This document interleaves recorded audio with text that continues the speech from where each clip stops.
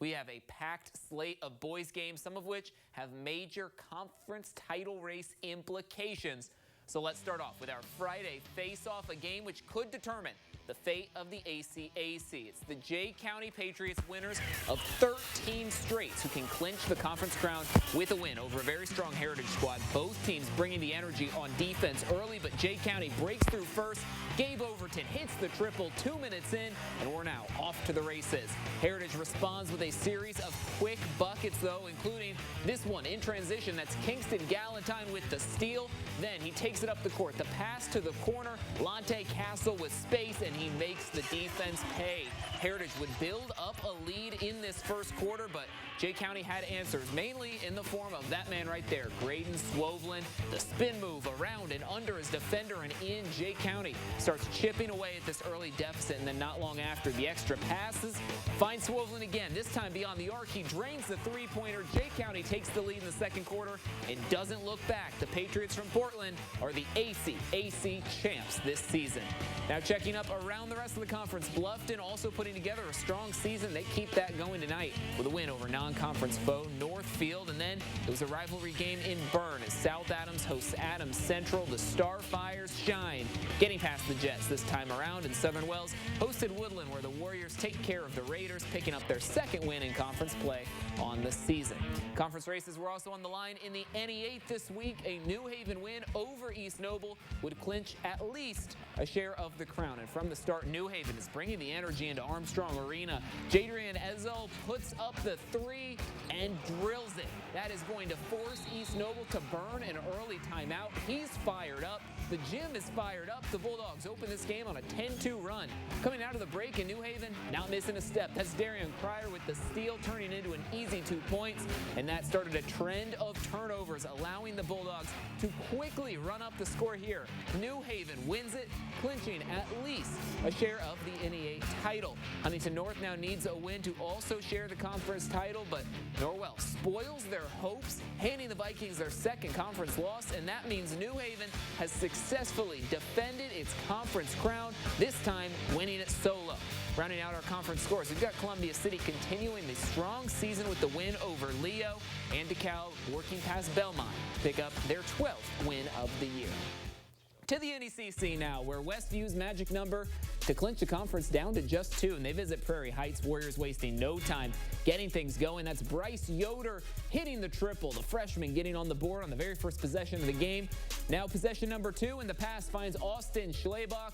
The lay-in is good for 2, and Westview actually scores on their first 3 possessions, starts the game on an 8-0 run, and really just cruises from there. The Warriors win this one 66-42. So Westview can clinch the title tonight with the Fairfield loss, but the Falcons were not going to let that happen. They beat up on the host Eagles of Fremont. Lakeland's also having a pretty nice season, and they take care of business against Central Noble. And elsewhere in the NECC, Eastside hosted Garrett. It's the Railroaders putting a damper on the Blazers in overtime. So with those 3 conference races winding to a close, it's time to turn our attention to the Summit City, where the SAC, as of now, is in chaos. Every boys squad has at least 2 conference losses, but 6 teams have only 2 conference losses heading into tonight.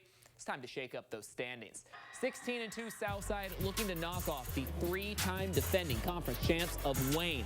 Let's pick this up. First quarter, Archers up 4, but LaShawn Green connects for 3 and gets the Generals back within just 1. On the other end, for Southside, Corte Wallace with 5 triples tonight. That was one of them. He scored 17 in the first half. Lead all scores with 25. Archers up 3. In the second quarter now, Southside defense showing off. JT Timberlake Johnson with the rejection off the backboard. A competitive one tonight at Wayne, but it's the Archers getting the win. They bounced back from a loss to Bishop Lures earlier this week and picked this one up 79-69. And speaking of Lures, the Knights host Snyder. Both teams in the mix for the top spot in the standings in the second quarter. Lures up big, and Carmani Davis, the 3 and the foul. He would complete the 4-point play on that one. Knights up big, but that's when Snyder starts picking up steam. It was an 18-point deficit, but Chance DeRosset with a big slam dunk right there. Panthers putting together a run just before half. Xavier Wilson finds Catron Pascal, the basket, and the foul. Snyder ends the half on a 12-2 run, and they keep on going. The Panthers, a near 30-point fourth quarter, fueling the comeback victory here tonight, 75-72. What a finish. Homestead also in the hunt for the SAC crown. Let's check this out as the Red Hot Spartans visit Concordia Lutheran. The Buckets starting off a bit cold tonight. Rashawn Johnson for the Cadets finds an opening, drives to the bucket, gets the hoop and the harm. But then Homestead heats up in the second quarter. That Spartan defense, the star of the game. Gavin Wells knocks this ball away, saves it from going out of bounds, takes it himself, in for two. This game, all Homestead from there. Mac Welker is going to be the hero this next play, taking it to the rack and slamming it through. His second dunk of the night, and the Cadets should have stayed in the cabin this Friday the 13th. Spartans win the bloody one, 63-31 is your final score. Conference crown isn't out of reach for Carroll either. The Chargers taking care of Northwood to pick up their 10th win of the year, 5th in conference play. Then we've got Northside, and the Legends are winners of 8 of their last 9. Look out for them. They beat up on Bishop Dwenger. Close one, 63-61.